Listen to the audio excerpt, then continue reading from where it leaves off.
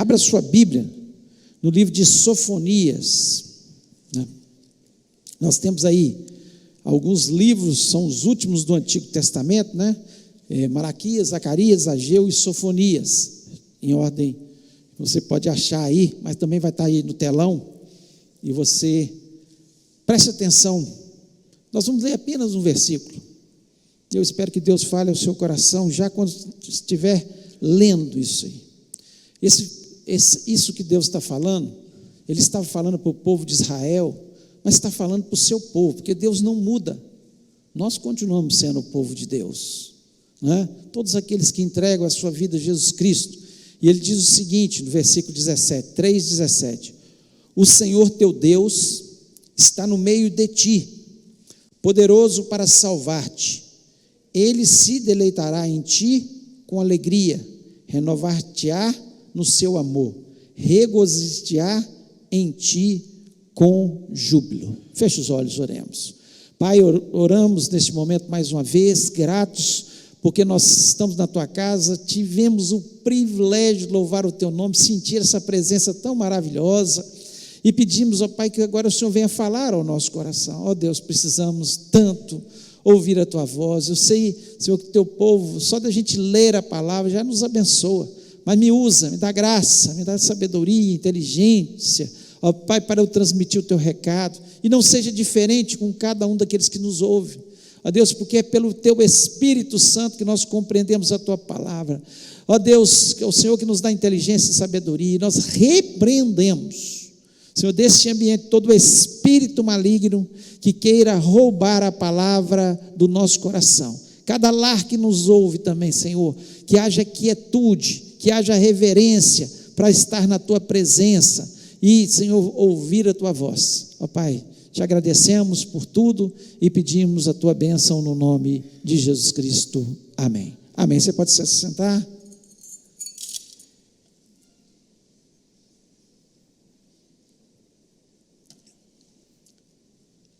Sofonias, um profeta de Deus, né? Ele profetizou no reinado do rei Josias. Josias foi o último rei bom da nação de Judá, o último. Depois de Josias, só vieram reis terríveis, até que a nação de Judá foi levada cativa à Babilônia. Mas aqui nós vemos um rei que teve dois antecessores, que foram Amon e Manassés, avô e pai dele, reis terríveis, que levaram à idolatria, à prostituição, à injustiça social para a nação de Judá, terríveis. Deus abominou esses reis.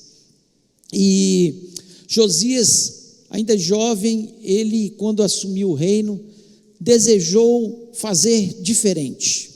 Semana passada nós pregamos sobre Ezequias, que também foi um rei excepcional, né? Mas aqui ele resolveu fazer diferente. Ele queria trazer um avivamento à nação de Judá. Ele restaurou o templo, restaurou o culto, destruiu muitos altares de ídolos, mas ele não conseguiu reverter toda a idolatria que havia ali na nação de Judá. Ele não conseguiu. Fez muita coisa, mas devido aos dois antecessores de terem reinado muito tempo e levado tudo isso, é difícil você mudar, né, os costumes e mudar a cabeça das pessoas para que elas possam verdadeiramente mudar os seus conceitos sobre Deus, adorar a Deus de verdade, adorar a Deus de coração, adorar a Deus com sinceridade, estar na presença de Deus, né?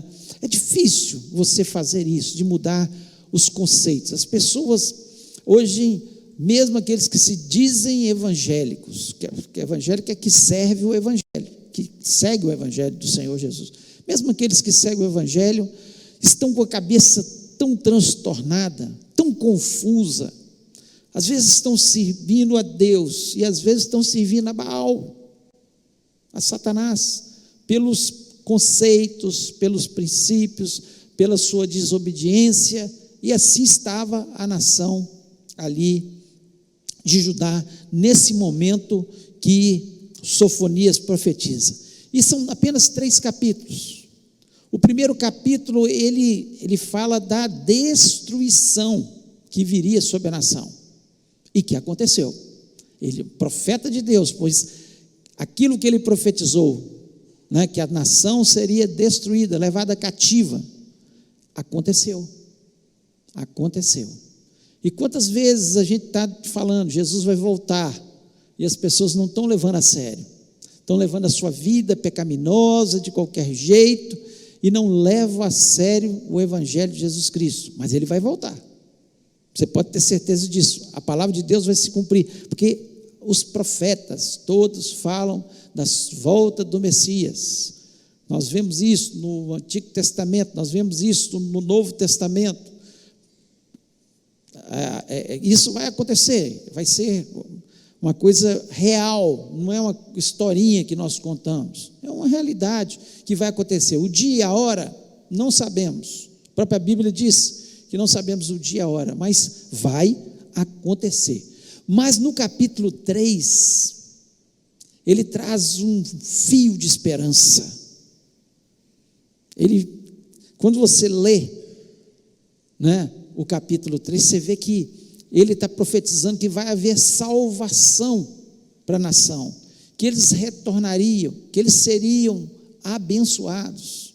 E nesse versículo especial, né, especialmente no versículo 17, ele fala: olha, o Senhor Deus está no meio de ti. Ele está no meio de ti. Ele é poderoso para salvar-te. Olha que esperança que traz. Um povo que seria levado cativo, certeza, os anos se passaram e isso aconteceu, mas havia um fio de esperança, como uma oração numa UTI, uma pessoa que está gravemente enferma e recebe uma oração, vem um fio de esperança no coração. Como num dia nublado você vê um raiar do sol, assim veio aqui, através de Sofonias, um fio de esperança para a nação.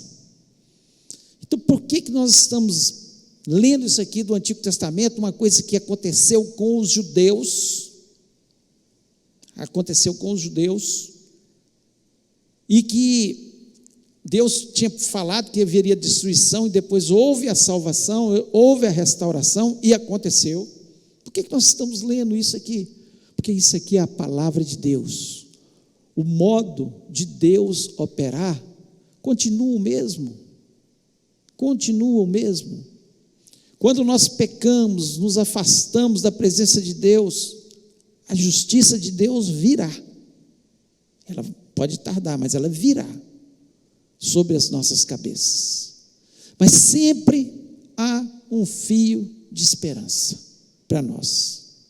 E hoje, a igreja, nós somos a menina dos olhos de Deus. Assim como os judeus estavam ali, os judeus continuam sendo, sim, mas hoje a igreja é o centro das atenções, pois nós é que levamos Jesus Cristo a todas as nações. E quando nós aceitamos Jesus como o nosso único e salvador, aconteceu algo com a gente. Nós passamos a ser uma nação. Nós passamos a ser sacerdotes. Lá em 1 Pedro 2,9 diz o seguinte: mas vós sois a geração eleita, o sacerdócio real, a nação santa, o povo adquirido, para que anuncieis as grandezas daquele que vos chamou das trevas para a sua maravilhosa luz. Olha que maravilha. Hoje nós somos essa nação, que o Senhor está no meio da gente, Ele é poderoso para nos salvar, e Ele alegra o nosso coração. Da mesma forma que estava falando, nós temos esperança. Um povo sem esperança está perdido. Você pode estar passando pela pior situação da sua vida, mesmo que você talvez mereça, porque talvez você foi por um caminho que não deveria ter ido. E Deus tem sido justo, né? Mas há esperança para você. Tudo pode ser mudado pela oração. Deus está olhando para você, porque você é nação santa, sacerdócio real, povo adquirido, e não é adquirido de qualquer forma não. 1 Pedro 1,18 diz o seguinte: sabendo que não foi com coisas corruptíveis como prata e ouro, que fosse resgatado da vossa maneira de viver, a qual por tradição recebeste dos vossos pais, mas com o precioso sangue de Cristo, como de um cordeiro sem defeito e sem mancha. Você foi adquirido, não foi um preço qualquer, não foi ouro e prata, foi o sangue precioso de Jesus Cristo. Então nós somos um povo que, assim como Sofonias profetiza o que vai acontecer pelo pecado, da mesma forma ele profetiza que há esperança. E o que Deus está falando com você nessa noite, há esperança para você. Não sei a sua situação, não sei o problema, mas Deus que te conhece, que te adquiriu com o precioso sangue de Jesus, Ele tem planos maiores e melhores, planos não de mal, mas de bem, para dar o fim que nós esperamos. É isso que nós confiamos em Deus. Mas eu queria, usando esse versículo 17, 3 motivos para nós nos alegrarmos. 3 motivos para você se alegrar. Você sair daqui feliz, porque esse é o desejo de Deus. Talvez você esteja aflito, entristecido, né? Você que nos ouve, mas aqui Deus dá alguns motivos para que o seu povo, que seria levado cativo, que passaria pela tribulação, mas que ele se alegrasse. Então ele está aqui. O primeiro motivo: o Senhor teu Deus está no meio de ti. O primeiro motivo é isso. Que bênção nós podemos louvar a Deus e saber que Ele está aqui habitando no meio dos nossos louvores. Nós saímos deste lugar, podemos sair deste lugar, Deus continua conosco. Nós vamos para a nossa casa, Deus está conosco. Nós vamos para o nosso trabalho e Deus está conosco.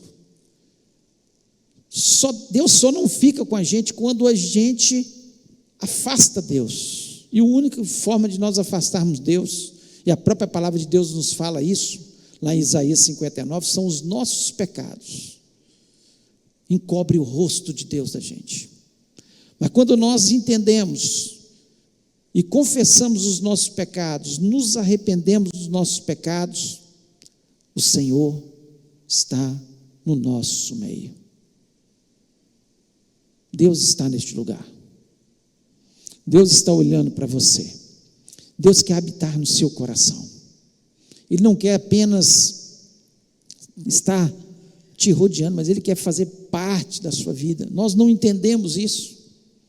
Assim como Deus queria fazer parte da vida daquele povo, e eles não entendiam isso, e eles preferiam viver a sua vida pecaminosa, a sua vida afastada de Deus, a sua vida de idolatria, enquanto Deus queria que eles estivessem sempre na sua presença, porque Deus quer estar no meio de nós, e nós sabemos disso perfeitamente, e quando lemos a palavra de Deus, nós vemos isso de uma forma clara.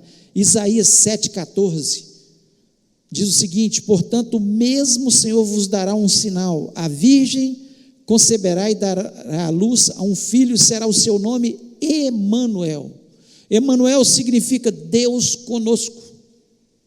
Quando Jesus Cristo ele nasceu nessa terra, era Deus dizendo: olha, eu quero estar no meio de vocês, eu quero estar com vocês, eu não quero ficar afastado de vocês. Eu estou mandando o que eu tenho de mais precioso, e vai morrer na cruz do Calvário, para demonstrar o meu amor. Como eu falei, impressionante é o amor de Deus, para Ele querer estar no meio de um povo que peca, que erra, como cada um de nós erramos, mas Ele nos deu o escape, a esperança, que é o sangue de Jesus Cristo que nos purifica de todo o pecado. Então Ele está no meio de nós, não tenha dúvida que Deus quer isso. E o próprio Senhor Jesus Cristo, lá em Mateus 28, 20, a parte B, Ele diz: eis que estou convosco todos os dias até a consumação do século. Estou convosco todos os dias até a consumação do século. Jesus Cristo, Ele prometeu isso, eu estou no meio de vocês. Então tem pessoas que acham que nós nos convertemos, Deus está lá no céu e não se importa, pois a palavra de Deus nos mostra de forma clara que Ele se importa com os detalhes da nossa vida. Nós é que não deixamos muitas vezes Ele entrar e fazer parte. Você tem deixado Deus fazer parte da sua vida? Talvez não está tendo a alegria que você deseja ter, exatamente porque Ele não tem feito parte de tudo na sua vida. Eu deixo Deus entrar aqui, mas aqui não. Aqui eu decido, aqui eu resolvo, aqui eu sou bom nisso, e eu deixo Deus de fora. Mas o desejo de Deus é isso: eu quero estar no meio de ti. Só a presença dele vai trazer alegria para a gente. O Salmo 23, versículo 4, diz o seguinte: ainda que eu andasse pelo vale da sombra da morte, não temeria mal algum, porque tu estás comigo, a tua vara e o teu cajado me consolam. O que está dizendo aqui? Que ainda que você passe pela pior das situações, o vale da sombra da morte, que Ele estaria conosco.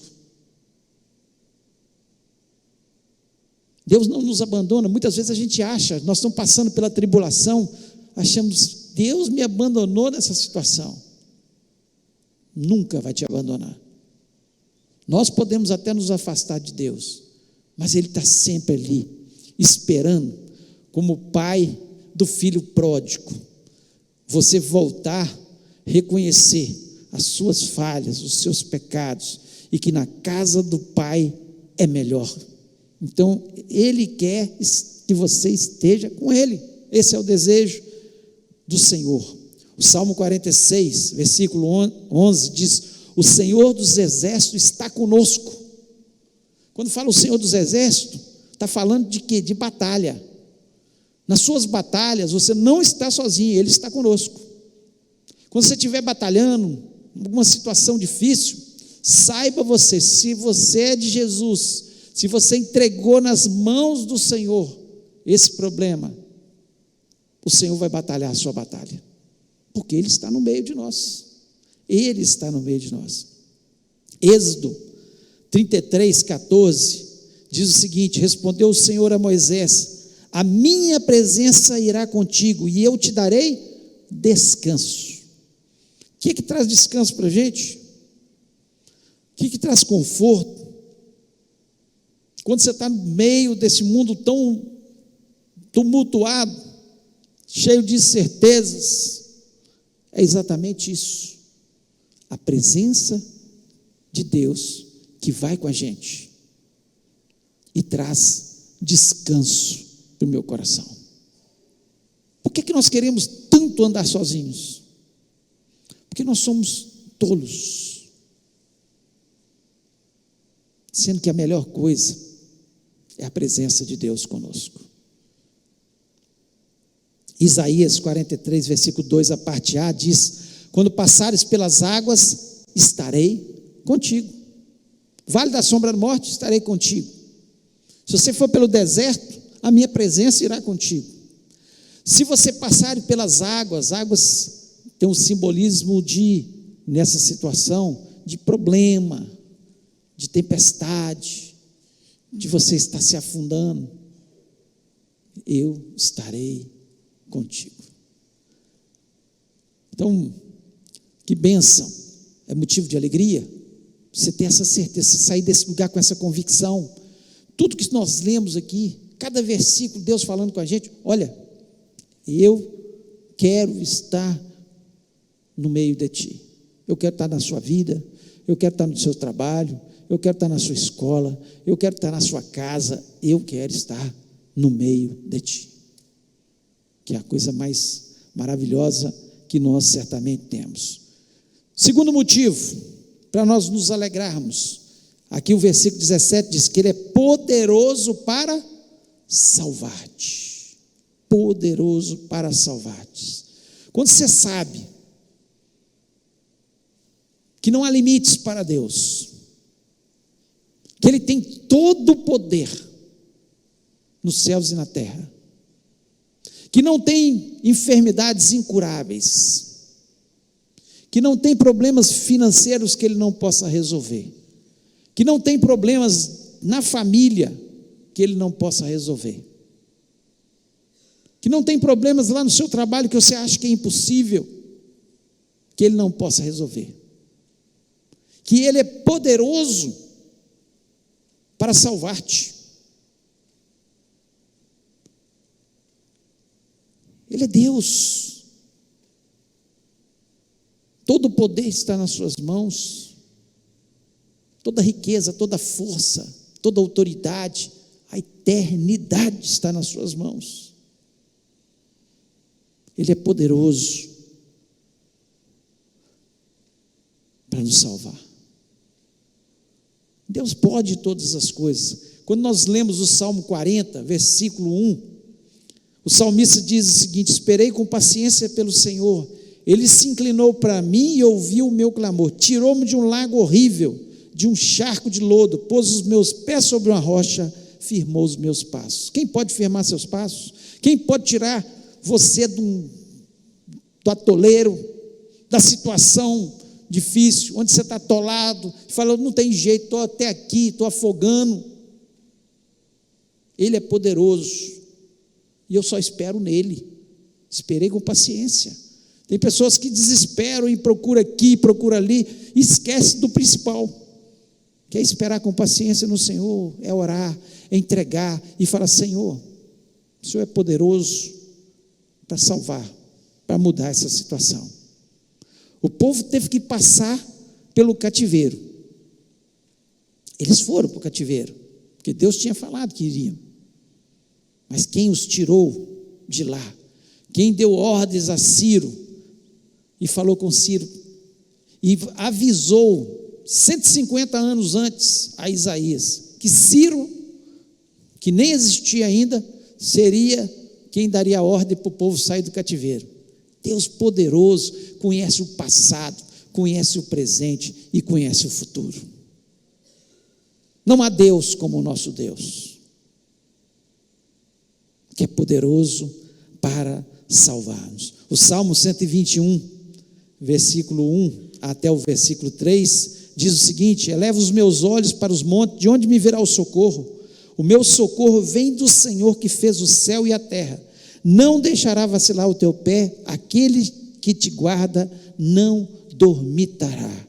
O meu socorro vem do Senhor que fez o quê? O céu e a terra. Quem é Senhor? Quem tem todo o poder? Ele construiu cada detalhe da terra. Tem vezes que a gente fica impressionado vai estudar um determinado animal, aí você vai aprofundando sobre o estudo daquele animal, você fica impressionado com como é que Deus criou todas as coisas, como é que Deus fez, e pensa quantos animais existem, quantas plantas, como nós somos diferentes, e foi Deus que nos criou, e Ele é poderoso. Quando eu elevo os meus olhos para os céus, é de lá que me vem o socorro. Então, ele estava dizendo aqui, Sofonias, palavra de Deus: o Senhor é poderoso para salvar-te. Não perca a esperança, o Senhor vai trazer a salvação. Quando nós vemos a história de Sadraque, Mesaque e Abednego, que foram lançados na fornalha, ali no capítulo 3 de Daniel, ao ser lançados na fornalha, antes de ser lançados, o rei disse para eles: olha, basta vocês se arrependerem, dobre-se diante da estátua de ouro que ele construiu para ser adorado. Na sua vaidade, ele se achava Deus.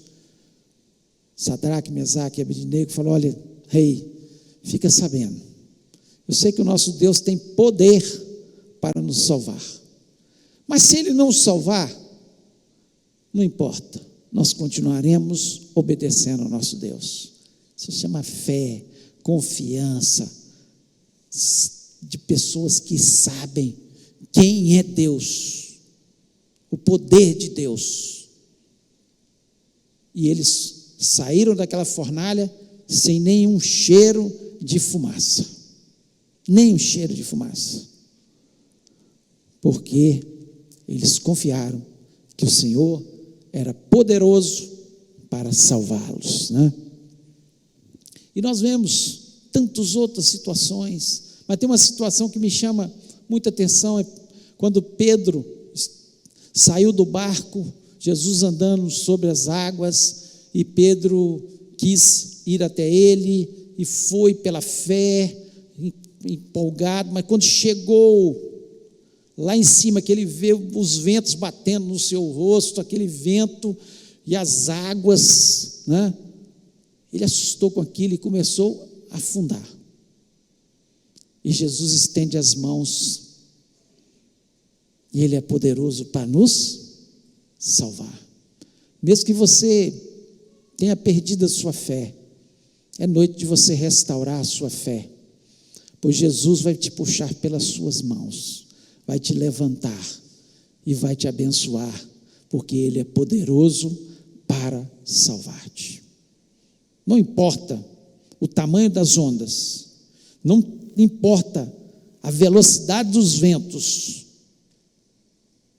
importa é o nosso Deus, que é poderoso para nos salvar, que é maior do que os ventos, do que as águas, pois Ele criou os céus e a terra. E o terceiro e último motivo para nós nos alegrarmos, simplesmente uma coisa: nós somos a alegria do Senhor.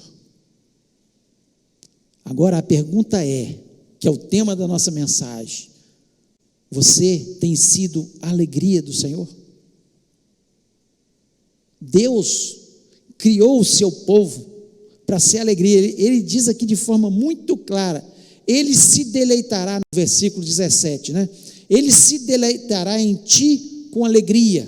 Deus vai se deleitar em nós com alegria, com o seu povo, renovar-te-á no teu amor, regozijar em ti com júbilo. Vai mostrando a alegria que Deus tem num povo que o obedece, que muda a sua postura, que entende que só um Deus poderoso e verdadeiro e não há outros deuses. Ao sair do cativeiro, nunca mais o povo judeu teve a idolatria como vida, nunca mais. Eles saíram durante o tempo de cativeiro, 70 anos, curados, totalmente curados. E nós precisamos pensar sobre isso. A forma de nós alegrarmos ao Senhor é nós sermos totalmente curados, restaurados das nossas falhas, dos nossos pecados, porque Deus, Ele se alegra no seu povo. Nós somos a alegria do Senhor. Nós somos a alegria do Senhor. E Deus demonstra isso na sua palavra tantas vezes. Tantas vezes. Por quê? Quando Ele vê alguém que o obedece. E Ele começa demonstrando isso através de Jesus Cristo. Lá em Mateus 3,17, diz o seguinte: veio uma voz do céu que disse: esse é o meu filho amado, em quem me comprazo. Ou seja, em quem eu tenho prazer. Esse é meu filho amado. Sabe por quê? Porque Jesus Cristo foi obediente. Quando Deus chegou para ele e falou: você vai para a terra, você vai nascer, vai viver como homem, e no final você vai morrer por essa humanidade terrível, mas você vai morrer por eles. Deus olhou para Jesus, desde a sua meninice, obediente aos pais, obediente a Deus, honrava a Deus com as suas atitudes, com o seu caráter. E Deus olha do céu, quando Ele vai começar o seu ministério, e fala: olha, esse é o meu filho amado, em quem eu tenho prazer. pela sua obediência. E o que agrada a Deus, e nós nos tornamos alegria de Deus, é quando nós obedecemos, gente. Não tem outra forma. Não é quando você faz festa, não, é a obediência. A obediência traz alegria a Deus. Eu fico pensando que tristeza veio no coração de Deus o dia que o homem o desobedeceu lá no Éden. Adão e Eva o desobedeceram ao comer do fruto que ele tinha falado que não era para comer. Mas, como nós vemos Deus demonstrar a sua alegria com aqueles que obedecem. Lá em Gênesis 5, versículo 24, diz o seguinte: andou Enoque com Deus e já não era, porque Deus para si o tomou. O que fez com que Deus falasse com Enoque? Você não serve mais para esse mundo, eu vou te levar. A obediência de Enoque. Ele agradou a Deus. No meio de uma geração corrompida, já corrompida pelo pecado, Enoque tinha no seu coração obedecer a Deus, estar na sua presença. E Deus falou: olha, vou te levar, Enoque, vou te levar. Nós vemos também em Gênesis 6, versículo 8, diz o seguinte: Noé, porém, achou graças aos olhos de Deus. Deus decidiu destruir a terra com o dilúvio, porque a humanidade tinha pecado, estava terrível. E Deus olha para Noé e fala: olha, esse aí eu vou salvar. Achei graça desse homem chamado Noé. Por quê? Simplesmente ele era obediente a Deus, ele honrava a Deus, ele fazia a vontade de Deus. Você quer alegrar a Deus? Você tem alegrado a Deus? Ou você tem entristecido a Deus? Todas as vezes que eu peco, eu estou entristecendo a Deus. Todas as vezes que eu digo não ao pecado, eu alegro o coração de Deus. E a pergunta é essa: nós temos sido a alegria do Senhor? Como Enoque, como Noé, como Jó capítulo 1, versículo 8, diz o seguinte: disse o Senhor a Satanás: observaste o meu servo Jó? Não há na terra ninguém semelhante a ele, homem íntegro, reto, que teme a Deus e se desvia do mal. Ele ainda dá as referências para Satanás. Satanás tinha rodeado a terra e Deus fala com ele: você observou? Satanás, certamente, como o nome de Satanás, adversário, ele é acusador, outro nome de Satanás. Ele veio ali para acusar diante de Deus os homens. Está vendo? O homem que você criou, está lá, estão pecando. E Deus fala: você observou meu servo Jó? Você observou? Ele é diferente. Ele me teme. Ele se desvia do mal. A integridade no seu coração. Não há ninguém como meu servo Jó. A alegria do Senhor. Fico pensando Deus falando, assim como nós, como temos filhos, e os filhos nos trazem alegria, nós falamos deles com a boca cheia, com alegria no nosso coração. Você observou meu filho? Olha como ele é obediente, olha como ele faz as coisas certas, olha como ele se desvia do mal. Isso traz alegria para o coração de um pai. E Deus é o nosso Pai, e Ele quer se alegrar conosco. Eu tenho sido a alegria do Senhor. Você tem sido a alegria do Senhor? É uma pergunta desafiadora. É desafiador, e a gente tem que parar para pensar. E mudar o que precisa ser mudado, pedir ao Espírito Santo: muda em mim o que precisa ser mudado. Se há algum pecado oculto, que o Senhor me perdoe, que eu volte a te servir de verdade e faça a tua vontade.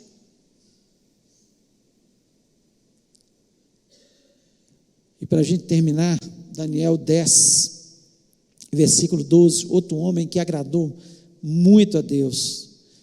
Então me disse: não temas, Daniel, porque desde o primeiro dia em que aplicaste o teu coração a compreender e a humilhar-te perante o teu Deus, são ouvidas as tuas palavras, e eu vim por causa das tuas palavras. Olha que coisa, Deus envia o seu anjo e fala com Daniel: desde o dia que você se humilhou, que você orou, Deus já ouviu, e eu vim aqui por causa das suas palavras.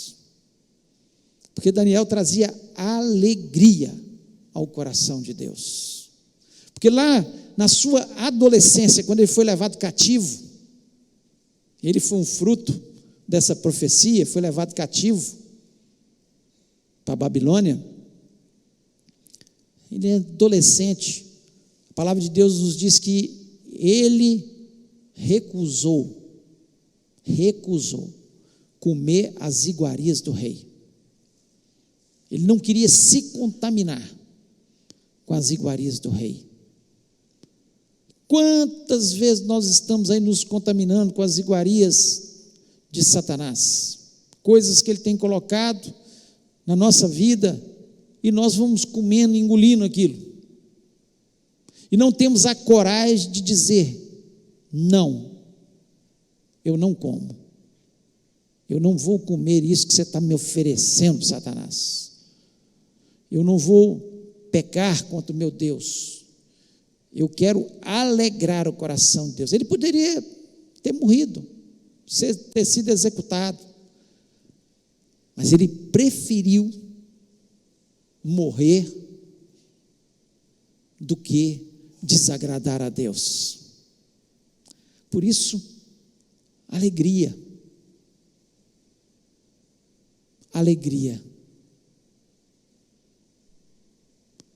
E nós temos sido a alegria do Senhor?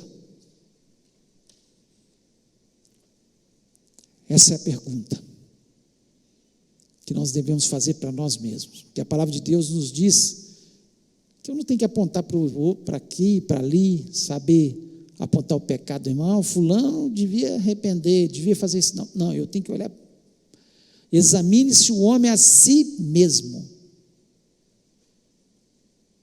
É cada um tem que se examinar e parar para pensar: eu tenho trazido alegria a Deus? Meu coração é para servir a Deus?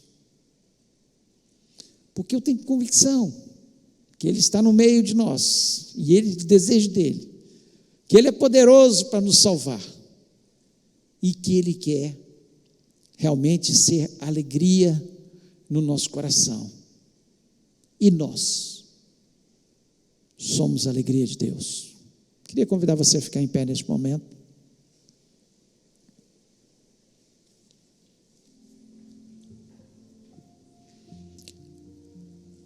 Queria que você fechasse seus olhos. Você que tem casa também, fique em pé neste momento. É uma forma da gente parar, fazer um autoexame, olhar para dentro da gente e perguntar para a nossa alma: você tem sido alegria para Deus?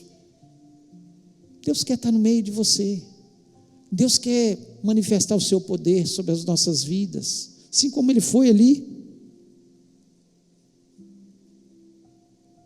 Mas acima de tudo, Deus quer que sejamos a alegria dEle.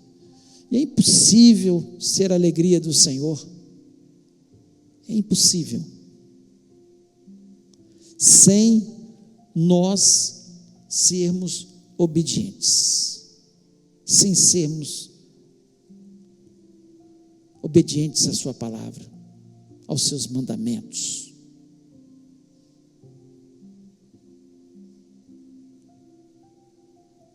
Deus olha para a gente e nos vê como, gostaria de ver a gente como crianças. Criança, às vezes, bagunça, faz coisas erradas, mas o coração da criança, ela briga com um coleguinha, daqui a pouco estão ali abraçando de novo, perdoa rápido. Por isso que Jesus Cristo falou que nós tínhamos que ser como crianças. A criança, ela traz alegria em qualquer casa. E Deus quer que haja mudanças, que a gente seja como criança que gosta de estar na presença de Deus. Falando: Senhor, eu dependo do Senhor, o Senhor é minha salvação, o Senhor é poderoso, o Senhor é tudo na minha vida. Se Deus falou no seu coração, se você está passando por uma situação, se você tenha estado afastado do Senhor e você quer nessa noite falar: Senhor, eu quero ser a alegria do Senhor, porque eu quero o Senhor na minha casa, no meu trabalho, na minha vida inteiramente, porque eu quero ver o teu poder sendo manifesto na minha vida. Deus falou no seu coração, coloque a mão no seu coração e fale com Deus: Deus, eu entendi que essa palavra é para mim, e eu lhe peço, Pai, que o Senhor se manifeste sobre a minha vida de uma forma poderosa. Deus sabe o que você está passando, qual a situação, como Ele sabia o que ia passar, mas Deus, Ele sempre traz um fio de esperança ao nosso coração. Quando nós nos voltamos para Ele, nós o obedecemos, as coisas vão dar certo. Espera com paciência no Senhor e Deus vai operar os milagres, Deus vai fazer coisas novas, no nome de Jesus. E nós vamos estar orando agora e pedindo a Deus que continue falando no nosso coração e que possamos pensar sobre isso. Ao acordar todo dia: Senhor, eu quero ser alegria para o Senhor, eu quero alegrar o teu coração, obedecendo ao Senhor.